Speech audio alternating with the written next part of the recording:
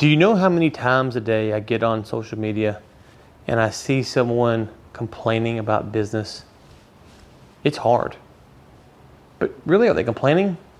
Are they whining?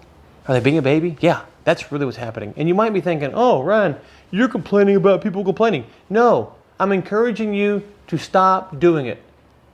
I know some of you who do it. I respect you, but man, it's a bad look.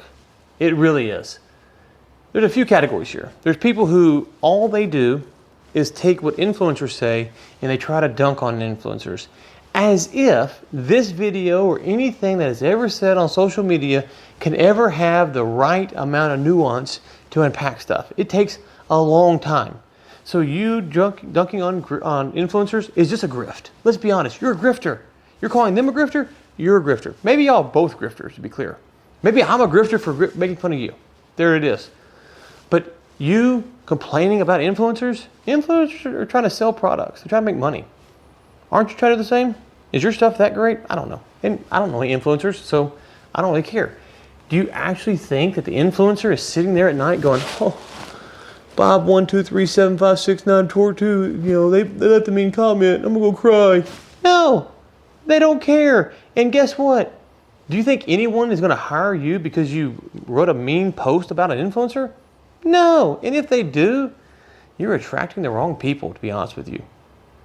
You're attracting people who like negativity.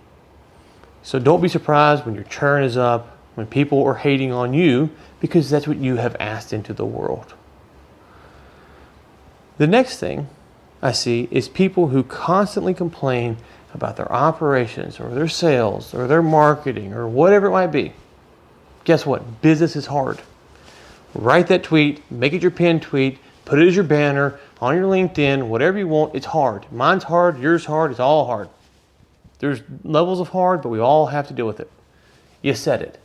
I get it. You don't want to wake up every day and be like, oh, this is the greatest thing ever. But just so you know the stats, 99% of LinkedIn users never post, which means most of them are lurkers. 99% actually are lurkers, right? I think it's 30% of Twitter users post, so 70% of people on Twitter are lurkers. So when you're out there whining and complaining about your business and how bad it's going, your customers are seeing it, your vendors are seeing it, and your employees are seeing it. So if you're doing it just to get some clout, to get some attaboys, it's okay, it's tough, okay, cool. But how does anyone else know that? How does your employee who's busting their butt for you actually know that you're not really mad, you're just trying to get some attention on social media? Are you gonna tell them that? Because if so, then now you're like, kind of a liar, right? So don't do that. Here's what you should do instead. You should say, today this bad thing happened, lost a client, AR's behind, whatever it is. Just state it factually. This thing happened. Here's what we're gonna do about it.